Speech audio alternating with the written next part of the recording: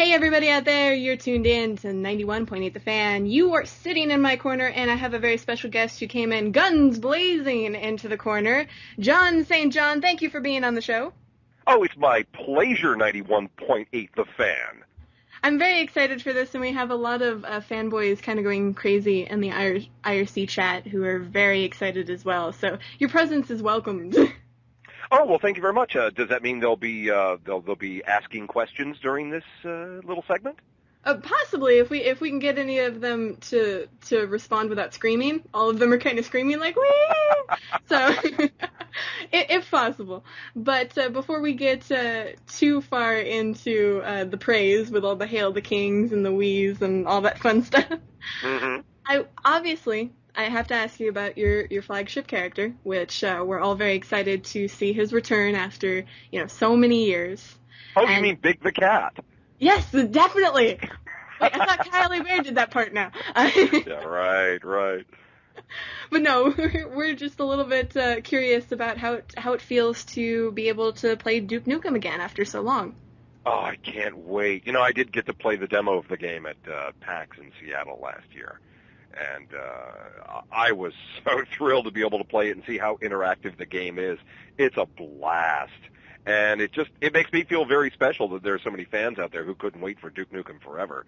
I of course, am one of them. Not a hardcore gamer like most of you guys. I'm a voice actor. But if there's one game I've always wanted to get my hands on, it's Duke Nukem Forever. Oh, definitely, and the wait has to have been worth it. Yeah. Do you want me to do the rest of the interview in Duke voice? Only if you want to. I have no problem with it, baby. Oh, wonderful. I'm sort of... Hey, Jackie. Yeah? Shake it, baby. I'm not sure I have a webcam hooked up right now, but maybe later. No, I'm kidding. Damn it. Looks like those alien bastards shut up your webcam. Yeah, it kind of happens when you're in a big town like this. I am sort of curious, though, because Duke Nukem has always, been about shock value and violence and everything like that, and, that's become sort of a staple of games in a way. How do you think this new one's going to compare with that? Oh, wow. Duke Nukem Forever is so over the top. It's going to blow your mind. I can't go into a lot of detail, but I can tell you that it is so interactive. And when you're playing the game and you are Duke and you find that you can do all of these things that you've never been able to do in any other game, it's just mind-blowing. And it'll be really nice to see. I know fans have kept Duke Nukem pretty much close to their heart for 15 years now, I believe, if not longer. I know. Isn't that awesome?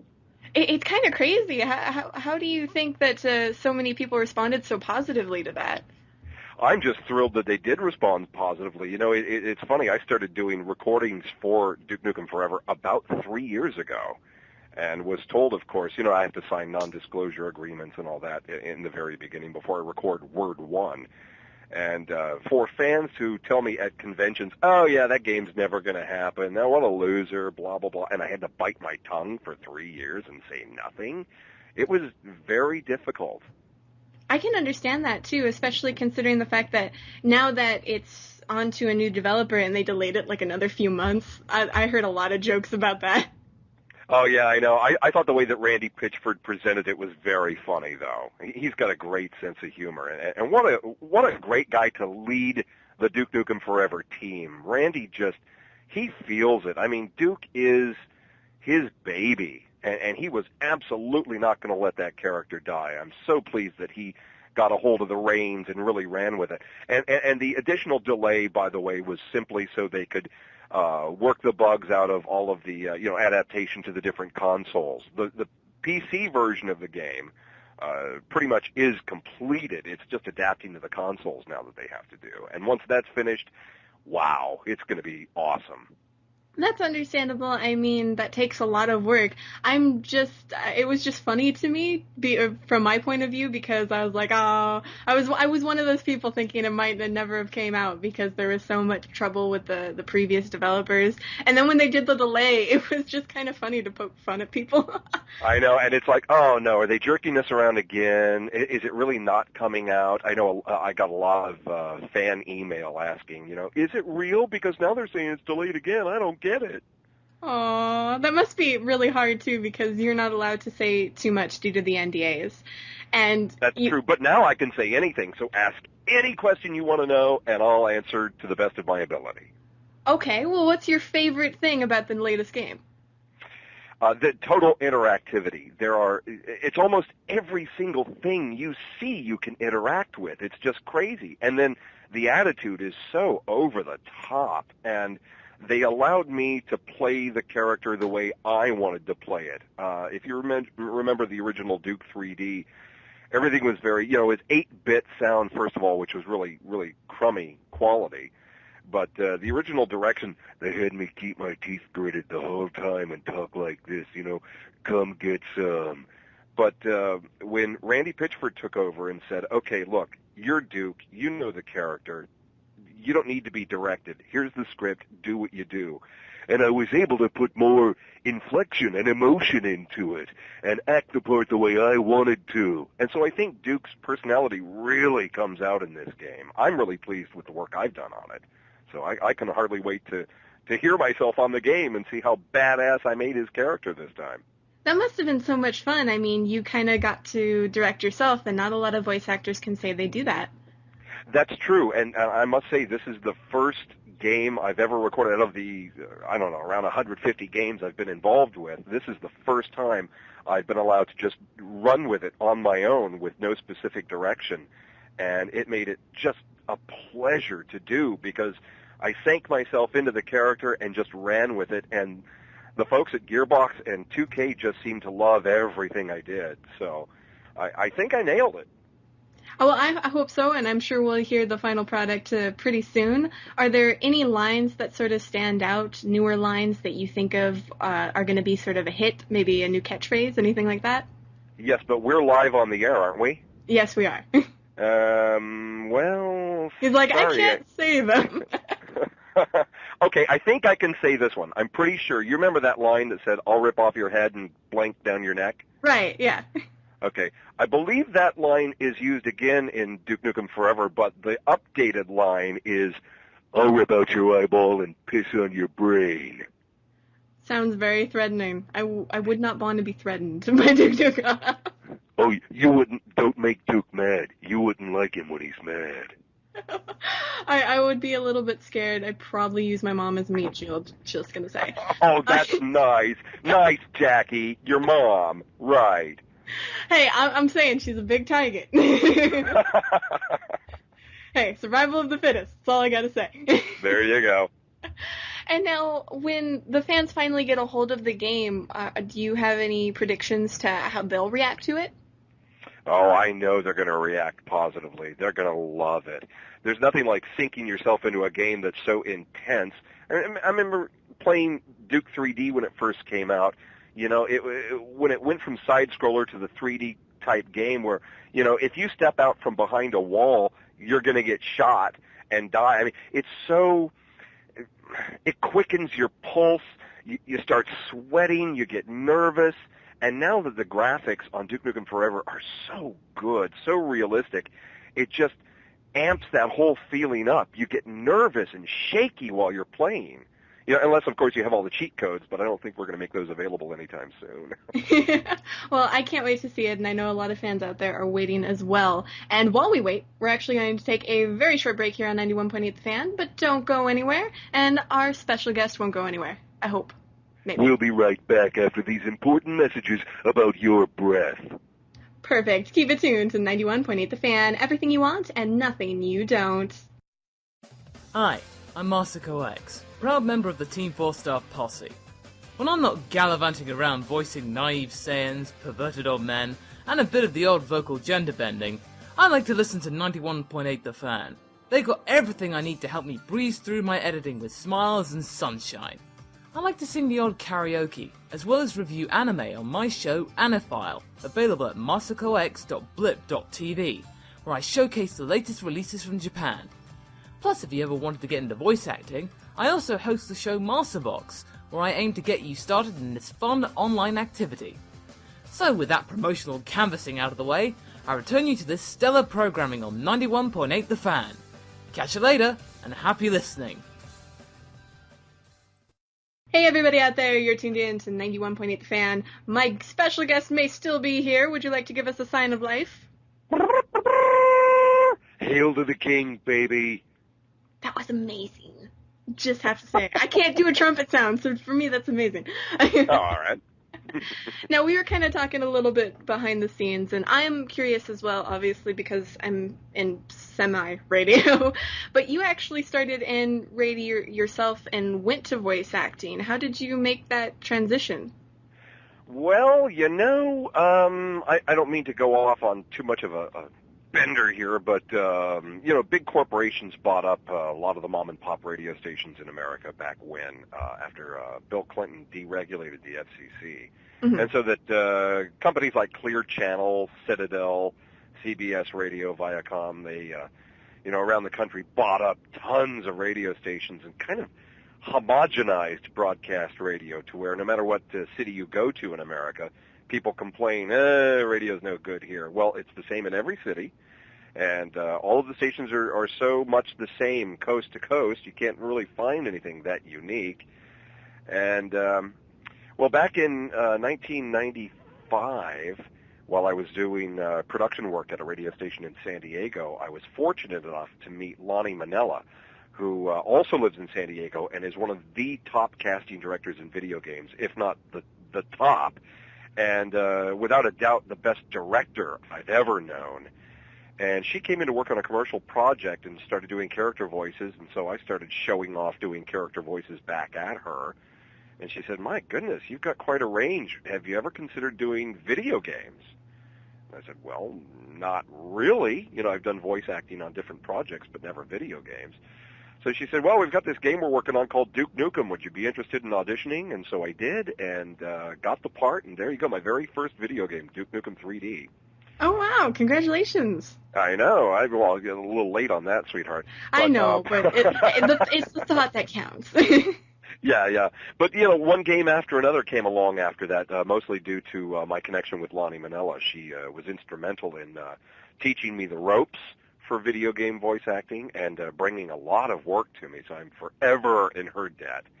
And so the transition from radio to voice acting really started there, and it gave me hope as my radio career started to fizzle after so many years.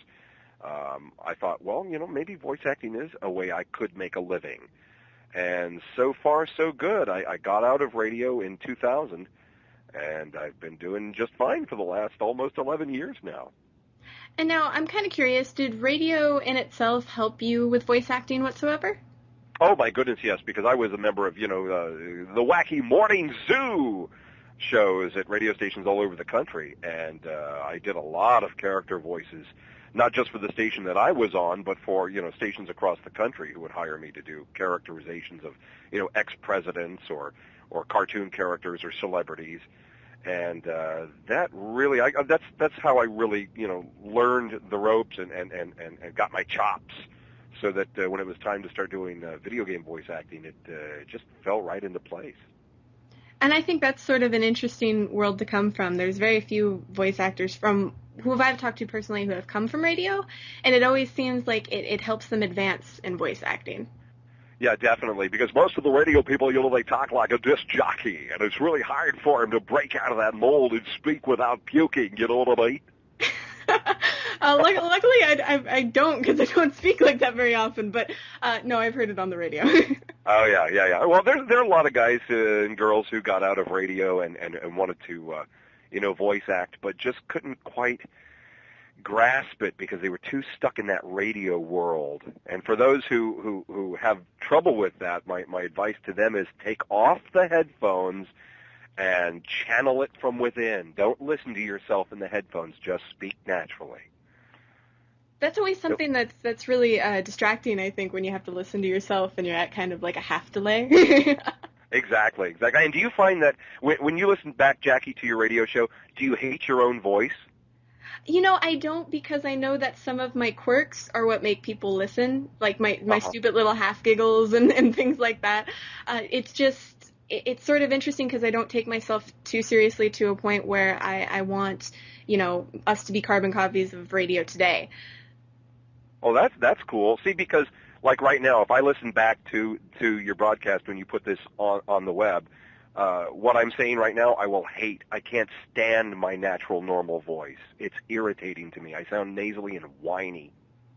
I think you sound very clear. I've heard terrible, terrible, terrible quality or Oh terrible well. Well, other thank you things. very much. You're so kind. And that's one of the reasons that I love, the voice acting, because when I'm in Duke's voice, I don't mind Duke's voice at all.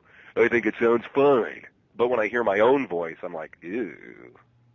Well, I can understand that a little bit, but don't be too much of a harsh critic to yourself. Okay, all right, I'll go easy on myself. Give yourself a cookie now and then.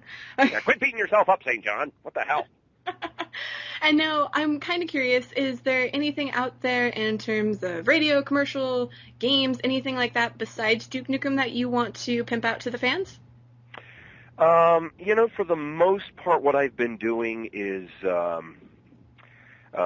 my day-to-day job is infomercials, radio and TV imaging, that kind of stuff. So video game fans and Duke Nukem fans would probably not even care, nor would they recognize my voice on most of the projects I do, because it's a different read for everything. If I'm allowed to promote another game, and why wouldn't I be? I have the distinct honor of being the lead character, John Rochard, in a new game called Rochard, which is the very first PlayStation 3 game to use the Unity engine. And it's a very cool game where you have to not only solve puzzles and such, but you have to use gravity to your advantage. And Rochard is an astro miner. He's out on an asteroid in space, mining for precious metals and such. And when, during the game, aliens start to attack, and other bad guys like space pirates or whatever start to attack, he doesn't have any weapons. All he's got is his mining tools. So you have to be very creative using your mining tools to defeat your enemies. And Rochard is due out very soon in the next, I can't say for sure, but I believe in the next 30 to 60 days. And that's going to be a really fun game. So I'd like fans to keep that one in mind, too. Rochard. That sounds like a lot of fun, and I've been looking for a new PlayStation 3 game, so hey, Oh, there maybe you I go. found it. Well, then buy it and help put my kids through college, won't you? Yes, of course I will. God bless you. I'm a big collector, so I have a habit of purchasing way too many games. I hear you. That can be cool, though, and always hold on to them. Never get rid of them. Brief, quick little story here. Week before last, I was out in Dallas at the offices of Gearbox Software, and I got to walk through Randy Pitchford's office. God, I hope he doesn't hear this, because he was out of town. But I went through Randy's office, and Randy owned every single console game ever made and handheld game ever made, and he never got rid of a single one of them, so they're all on display in his office. And it's just an awesome collection. I would love to have saved all of the game consoles and games that I've been a part of, so I could have, a museum in my office. But I didn't have that foresight like he did. So always hold on to those games, Jackie. Never get rid of them. I don't trade anything in. I still have my ColecoVision and my Atari 2600. I try and keep everything in place. Nice. And I have something for you, too. What's your favorite platform for when Duke Nukem comes out? Do you like PC, Xbox 360, or PS3? I am a big PS3 fangirl. Then I'm going to autograph one of those and get it right to you as soon as I get it. Oh, that would be great. Thank you. Keep that in your collection, and just don't eBay it for a good 10 years or so, and I'll be happy. No, I won't. I won't eBay it at all. It will keep safe in like a plastic case somewhere high up on one of my shelves. Oh, I feel spatial. And now, for anyone who wants to see any of your latest projects or keep up to date with news about you, do you Twitter? Do you Facebook? I certainly do. On Twitter, I am JSJ, a.k.a. Duke Nukem. I know, dumb, long name, right? And you can follow me on Facebook, too, John St. John. There's no H in my first name. Go ahead and try to friend me, because I friend pretty much everybody. And are there any real-life events that you're going to coming up that people can stalk you in real life? Oh, sure. Stalk me in real life. I'm going to try to get up to E3 very soon. I'm going to be at Connecticon in Hartford, Connecticut, July 8th through the 10th. I have been invited to several conventions, including one in Honduras that I'm considering going to. I've never been to Central America, so that could be fun. And my personal favorite is, well, there'll be Comic-Con here in San Diego this summer, but my personal favorite is MagFest in Alexandria, Virginia. That is just nothing but 4 days of straight partying for me, with short little breaks to speak on a panel or host an event. See, I can never make it out to MagFest, but hopefully I'll see you at E3. Maybe. That's such a big con. I'm not sure. Well, am I allowed to say that I know where you are right now? You're in what city you're in? Yeah, everybody knows I'm in Vegas. Okay, I come to Vegas all the time, Jackie. Well, maybe we should meet up somewhere. It'll be a party. That's what I'm thinking, because it's a road trip for me. The first drink's on me. Awesome. And you're drinking age, aren't you, Jackie? I'm actually not, so I will get a soda. Okay, then you get a virgin margarita, baby. Works for me. And for before we end, actually, we have a tradition here on 91.8 The Fan. Yeah. And we were wondering if you would like to participate. I'm always into whatever traditions. I don't want to break tradition. We ask everybody if they'd be willing to do a radio bump for us, and we do it live on air. How many would you like me to do? Just one. Just one? Simple. Yes, just one. And what am I saying? We simply ask if you could say, hello, my name is, you insert your name, I do this, you can put characters, voice actor, you used to do radio, whatever you want there, and you're tuned into 91.8 The Fan. You can be as creative or plain Jane as you want. The name's Nukem, Duke Nukem, and I'm here on 91.8 The Fan. Come get some. Oh, that was beautiful. That'll be our new favorite bump.